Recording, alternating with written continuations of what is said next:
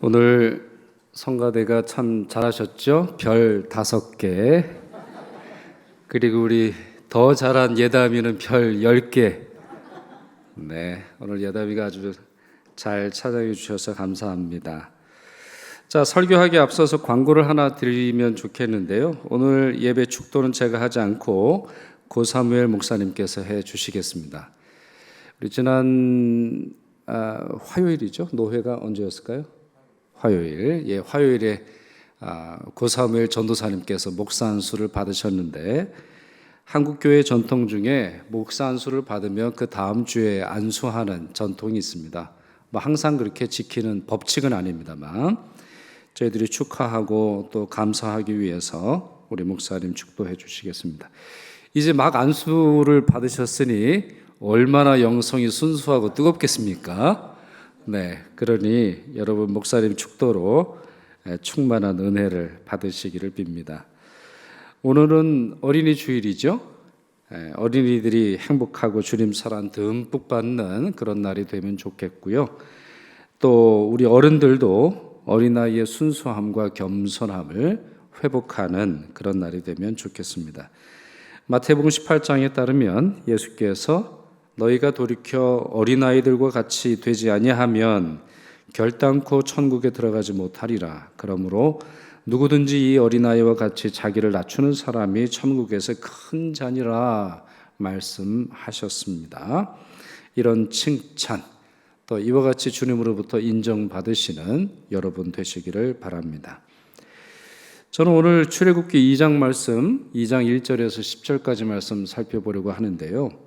자녀를 믿음으로 양육하고 가르치는 데 있어서 믿음의 어머니의 역할이 무엇인지, 여기에는 우리 아버지의 역할도 포함이 되겠습니다만 우리 믿음의 가정, 또 믿음의 부모 어떤 역할이 필요한지 살펴보려고 합니다. 첫째, 자녀를 하나님의 시선으로 보아야 합니다.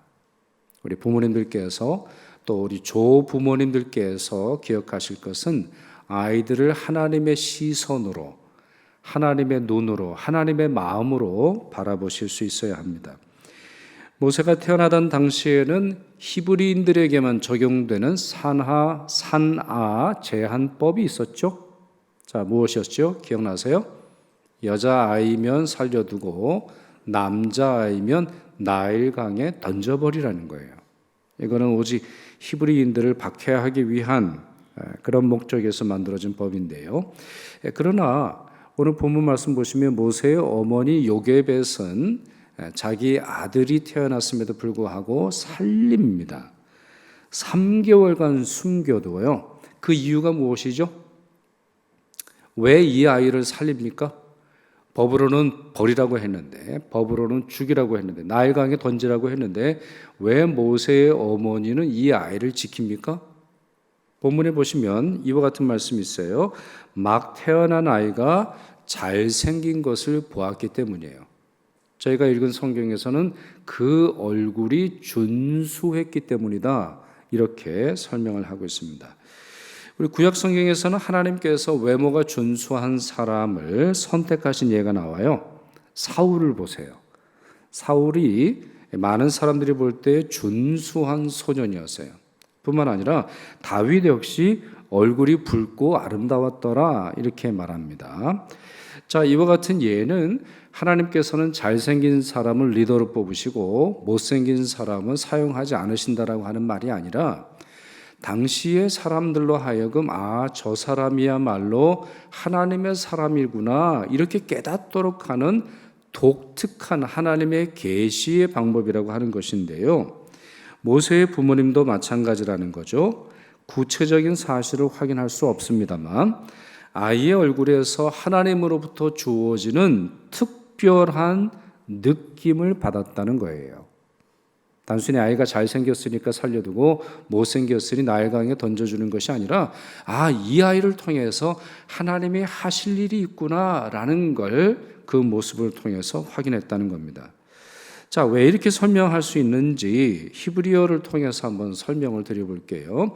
준수하다, 잘생겼다, 한글로 그렇게 번역을 하고 있습니다만 히브리어 단어로 토브라고 하는 단어를 번역한 거예요. 토브라고 하는, 영어로 조금 이해하기도 쉬우실 것 같아요. 영어로 여러분 1등 최고 뭐라 그러죠? 톱이라고 하죠. 톱, T-O-P, 톱. 이 단어가 아마 히브리에서 나오지 않았을까 그런 생각을 하는데, 토브라고 하는 말이 좋다, 잘생기다, 준수하다, 용모가 반듯하다 이런 뜻이에요. 근데 이 토브라고 하는 단어가 성경에서 언제 가장 처음 쓰이냐면 창세기 1장에 하나님께서 천지를 창조하실 때마다 6일간 계속해서 하나님이 보시기에 어떻게 했다고요? 보시기에 좋았더라라고 하는 단어, 바로 그 단어가 토브라고 하는 단어예요. 그러니까 하나님께서 천지를 창조하시는 모든 모습이 보시기에 좋았어요. 준수했어요. 기준은 뭡니까?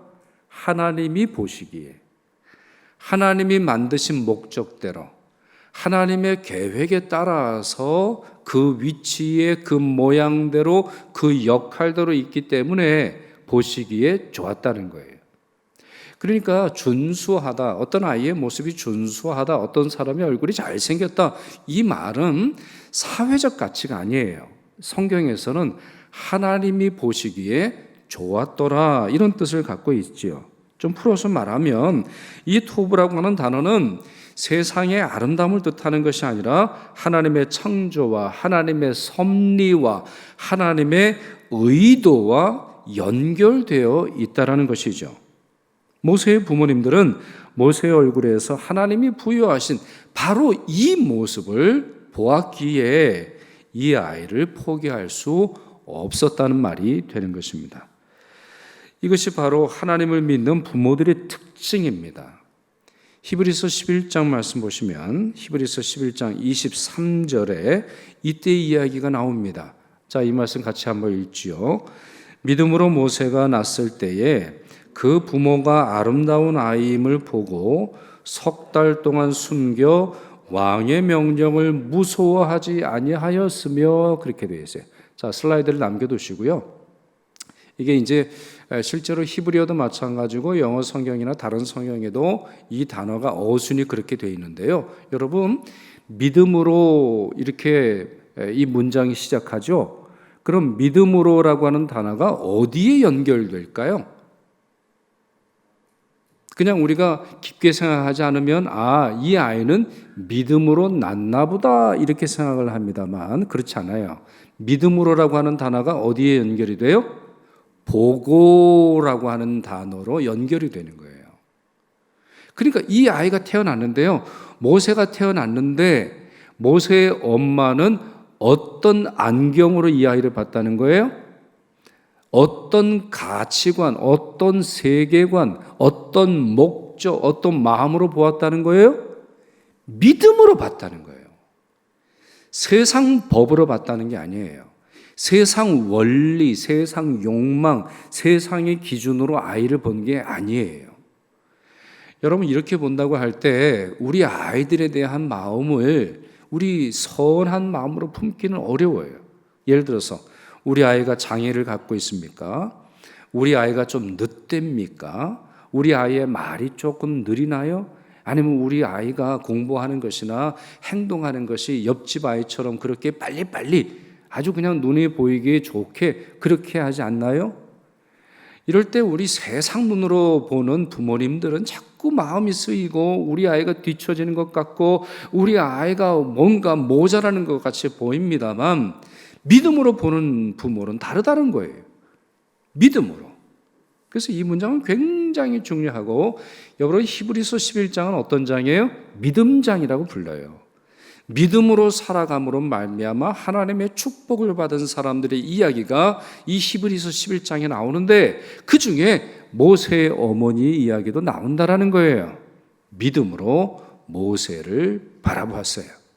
그러니 석 달 동안 숨김에도 불구하고 무서워하지 않았다는 거죠. 그러니 여러분, 이 시대의 부모님들도 믿음의 눈으로 아이를 바라보지 못하면 걱정과 근심과 염려와 자기 마음속에서도 흔들리는 것으로 아이들을 판단하고 아이들을 못 살게 구는 것입니다. 아닙니다. 믿음의 부모님들은 믿음의 눈으로 자녀들을 바라봐요. 믿음의 눈으로 악한 문화와 이 세상의 문화와 싸워낼 수 있어야 하는 것이죠. 두 번째, 지혜롭게 행동해야 합니다. 지혜롭게 행동해야 돼요. 자, 3개월이 지났는데 도저히 이 아이를 이제 보호하고 들키지 않고 길러낼 수 없다라고 하는 걸 깨닫게 돼요. 결국 이 아이를 나일강에 던져야 했는데요. 3절에 이렇게 말씀이 되어 있습니다. 제가 읽어볼게요. 더 숨길 수 없게 되매 그를 위하여 갈대 상자를 가져다가 역청과 나무 진을 칠하고, 자, 나무 진이 뭐예요? 나무 진? 송진 같은 거예요. 그러니까 물이 이제 침투하지 못하도록 하고 갈대를 엮었으니까 거기는 이제 가득 채우는 어떤 아주 단단하게 만드는 그런 일을 이제 했다는 거죠. 그리고 나서 아기를 거기에 담아 나일 강과 갈대 사이에 두고라고 돼 있어요. 그리고 나서는 4절에 따르면 누이 미리암이 멀리서 지켜보도록 했습니다.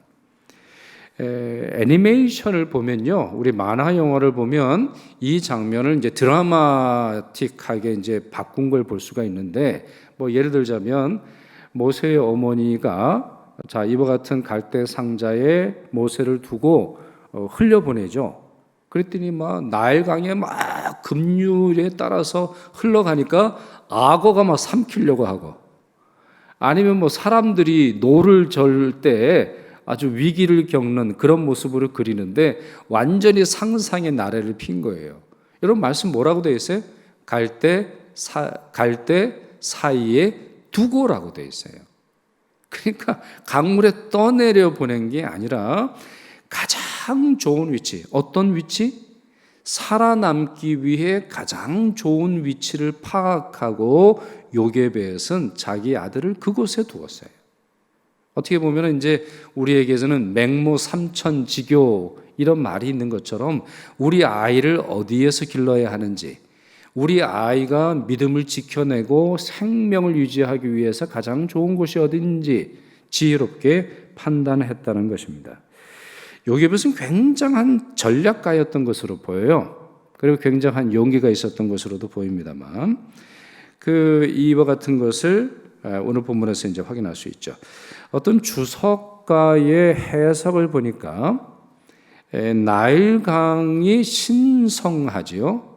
이 애굽 사람들에게 있어서는 나일강 자체가 굉장히 신성하고, 나일강 중에서도 강의 특정한 구역을 두어서 가장 신성한 곳이다 이렇게 부를 뿐만 아니라 그곳에서는 왕궁의 여자들만 목욕을 하도록 하는 어떤 그런 구역을 만들어 놨다, 이런 해석을 하는 것을 본 적이 있습니다. 그러니까 그곳은 신성한 곳이고 그곳은 우리 노블 워먼, 가장 이 사회에서 존경받고 풍요로우며 윤리적이고 인격적 가치를 아는 여성들이 있는 그런 곳인데, 바로 그곳을 요게벳은 알고 지혜롭게 선택한 것으로 보여요. 그렇게 함으로 말미암아 내 아들이 살아날 확률이 가장 높겠다 이렇게 판단한 거죠. 요게벳의 지혜는 단순히 이 갈대 상자를 둔 위치만이 아니라 미리암의 행동을 통해서도 확인할 수 있어요. 실제로 여러분 출애굽기는 1장과 2장 여성들의 이야기예요. 1장에서 보면은 산파들의 이야기가 나옵니다. 그리고 2장에 보면 믿음의 어머니 요게벳과 믿음의 어머니의 딸인 믿음의 딸인 이 미리암의 스토리가 나오는 것을 볼 수가 있는데요. 여성들의 역할이 얼마나 중요한지 이 본문을 통해서 확인할 수 있죠. 자, 이 요게벳은 미리암을 보냅니다. 그래 미리암이 멀리서 보도록 하고 바로의 딸, 바로의 공주가 이 아이를 들어 올리는 걸 보고는 지혜롭게 말하도록 해서 결국에는 이 바로가 모든 비용을 대고 요게벳이, 모세의 진짜 엄마인 요게벳이 이 모세를 키우게 되는 그러한 내용을 볼 수가 있어요. 노인 미리암 지혜롭게 행동하고 있어요. 누구의 영향을 받았겠습니까? 그의 어머니의 영향을 받은 것이죠. 주님께서 제자들을 파송하실 때 하신 말씀이 있어요. 너희는 거룩하라. 너희는 비둘기처럼 순결하라. 그리고 또 하나 추가하신 것이 있죠. 그게 무엇이죠? 뱀처럼 지혜로워라. 여러분, 이 두 가지는 사실 잘 안 어울리는 동물 아닙니까? 비둘기처럼 순결하고 순수하고 예쁘고 그리고 참 깨끗한 그런 존재가 비둘기가 웬 말입니까? 그런데 정말 제자들이 이 땅에서 살아가기 위해서는 내적 순수함, 내적 순결함만이 있어서 되는 것이 아니라 지혜로워야 된다는 거예요.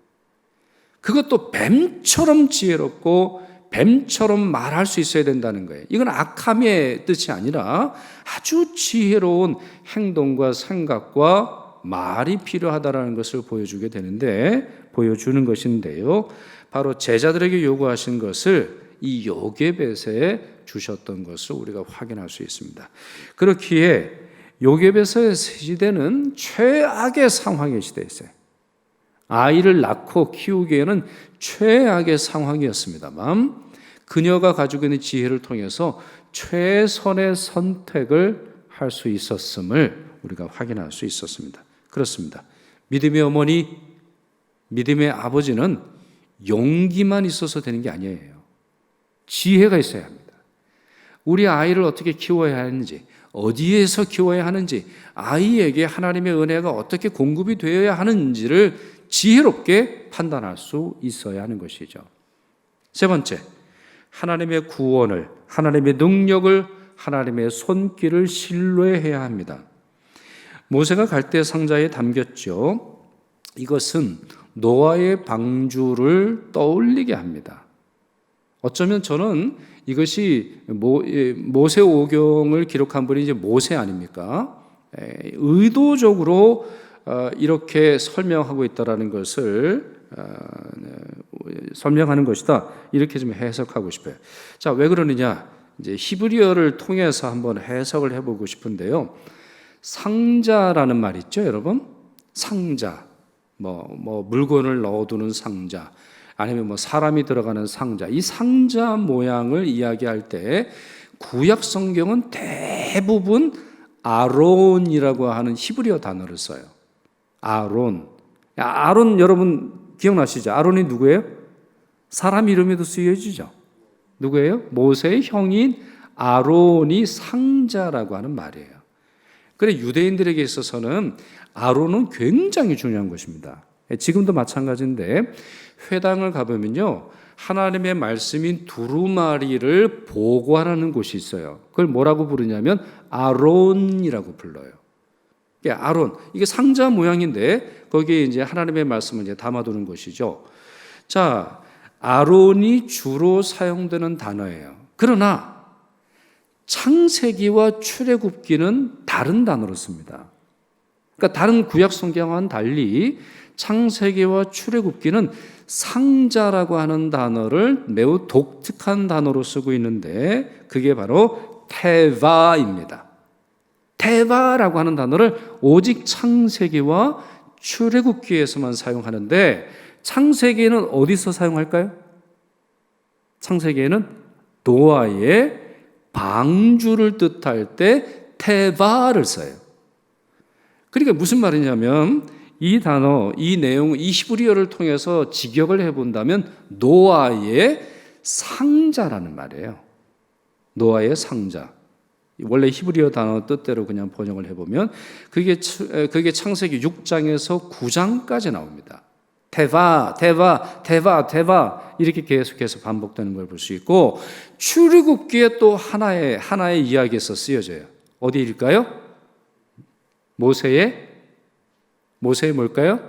모세를 담은 갈대 상자의 테바라고 하는 단어를 쓰여져요. 오직 이 두 개의 스토리만 테바가 사용이 됩니다. 노아의 시대를 한번 떠올려 보세요. 노아의 시대는 하나님이 세상을 물로 심판하셨던 시대예요. 물로. 하늘의 궁창에서 물이 쏟아지고 땅의 샘에서 터져 나옴으로 말미암아 온 세상이 물의 심판을 당하게 됩니다. 물에 빠져 죽었어요. 물에 대부분의 생물들이 죽게 되는 그런 일들이 있었으나 하나님께서 노아와 노아의 가족들과 그와 함께하는 생명들을 구원하셨는데 무엇을 통해서요? 노아의 테바, 노아의 상자를 통해서 구원해 내셨습니다. 그렇다면 이처럼 물의 재앙으로부터 사람을 구원하시고 새로운 역사를 만들어 가시도록 하기 위한 하나님의 방법이 상자 모양의 배라면 요게벳이 선택할 수 있는 최선의 믿음의 표현이 무엇이겠어요? 바로 그와 같은 방주의 모양을 통해서 내 아이를 살리는 거죠. 요게벳이 만든 것이 갈대 테바, 갈대 상자를 만들었던 이유가 바로 여기에 있을 것입니다. 생명을 포기하라고 협박하는 시대, 믿음의 부모가 할 수 있는 것이 전혀 없어 보이는 절망의 시대, 거대한 나일강에 아이를 던져야 하는 비극의 시대를 살아가고 있지만 오래전 노아에게 방주를 지으라고 하셔서 생명을 지키고 구원하셨던 하나님의 역사가 바로 나의 시대에도 일어나기를 소망하며 요게벳은 자기 사랑하는 아들을 이 갈대 상자에 두었을 것입니다. 그렇습니다. 자녀를 낳고 자녀를 키우고 자녀를 기릅니다만 우리는 잊지 말아야 돼요.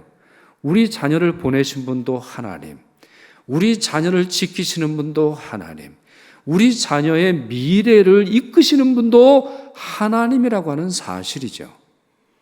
그래서 믿음의 부모는 어느 순간에는 전적으로 하나님께 이 아이를 맡겨야 할 때가 있어요.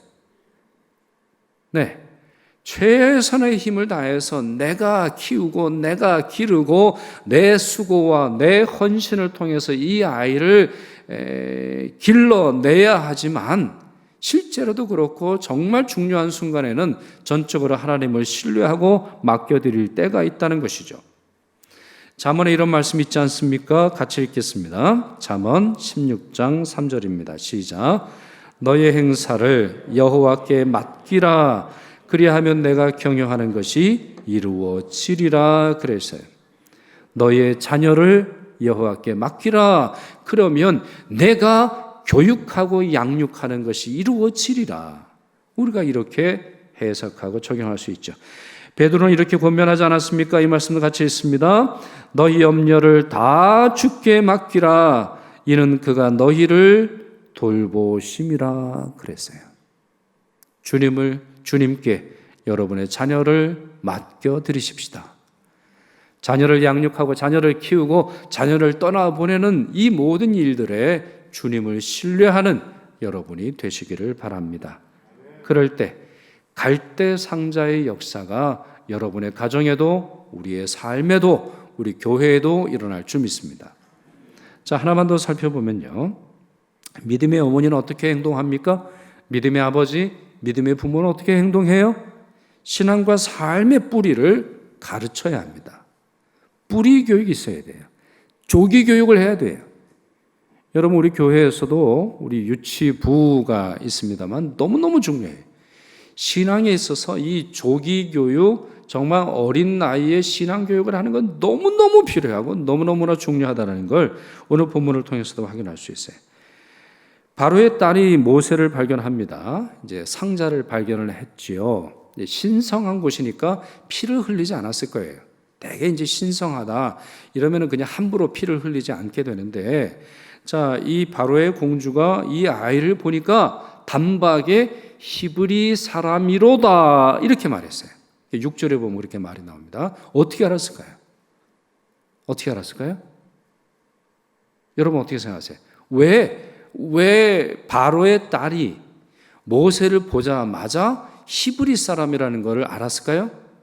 몇 가지 해석이 있는데 대부분이 동의하는 해석은 할례를 받았기 때문이라는 거예요. 할례를.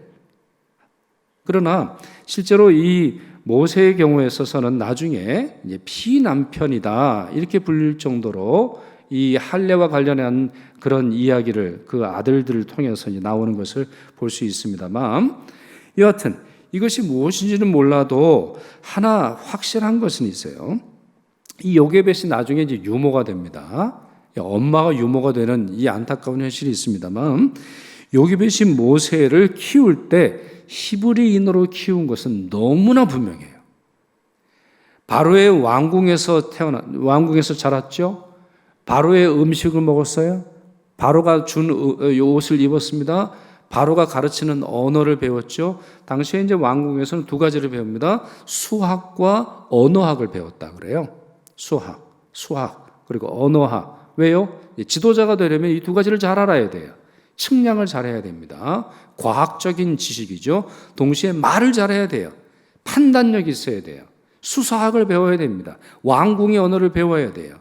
그러나 출애굽기 1장 1절에서 10절까지 제가 좀 보고 있는데 11절에서 그 다음 내용을 읽어보면 모세는 자기를 누구라고 생각을 했어요? 자기를 어느 민족 사람이라고 생각을 했어요? 자기의 정체성을 어디에 있다고 생각을 했어요? 히브리인이라고 생각을 했어요. 아직은 유대인이라는 말이 안 나옵니다, 여러분.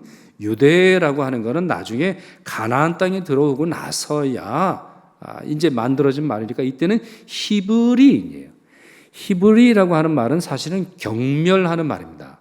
히브리라고 하는 말은 강 저쪽에서 온 사람이야 이런 뜻이에요.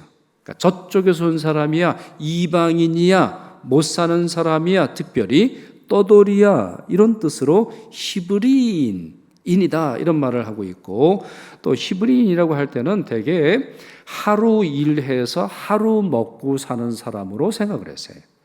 실제로는 이것은 민족의 개념이 아니에요. 민족에게 사용되는 말이 아니라 떠돌이를 말하는 일반적 단어였어요. 그런데 모세는 자기 자신을 히브리인으로 여겼어요. 히브리 말을 사용할 수 있었어요. 히브리인으로서의 정체성을 가지고 있었어요. 무엇보다도 히브리인의 하나님인 여호와 하나님을 믿고 있었습니다. 어떻게 그것이 가능할까요? 어떻게 그런 신앙과 그런 정체성을 가지고 있었을까요? 요게벳을 통해서 그와 같은 신앙과 민족의 정체성을 가질 수 있었다는 것이죠. 이와 같은 사실을 히브리서 11장에서도 확인할 수 있습니다. 아까 히브리서 11장에 요게벳에게 적용되는 말씀을 읽었습니다만 24절에서 26절 우리 같이 한번 읽도록 하겠습니다. 히브리서 11장 24절 26절 시작. 믿음으로 모세는 장성하여 바로의 공주의 아들이라 칭함 받기를 거절하고 도리어 하나님의 백성과 함께 고난받기를 잠시 죄악의 날을 누리는 것보다 더 좋아하고 그리스도를 위하여 받는 수모를 더 큰 재물로 여겼으니 이는 상 주심을 바라봄이라 그랬어요. 자, 아까도 어순 설명을 드렸죠. 자, 믿음으로 어디에 연결이 돼요? 자, 이제 히브리서 11장은 문장 구조가 이렇게 되어 있어요. 첫 단어를 강조하기 위해서 믿음으로라고 하는 말이 이제 계속 반복이 되는데 어디에 연결이 될까요, 여러분? 어순이 이렇게 되어 있습니다만 내용상 어디에 연결이 돼요? 믿음으로 칭함받기를 거절했다라고 하는 말로 연결이 돼요. 믿음으로 나는 히브리 사람이다라는 걸 선언했다는 거예요. 바로의 딸로 컸으니 얼마나 풍요로웠을까요? 얼마나 좋은 것을 먹었을까요?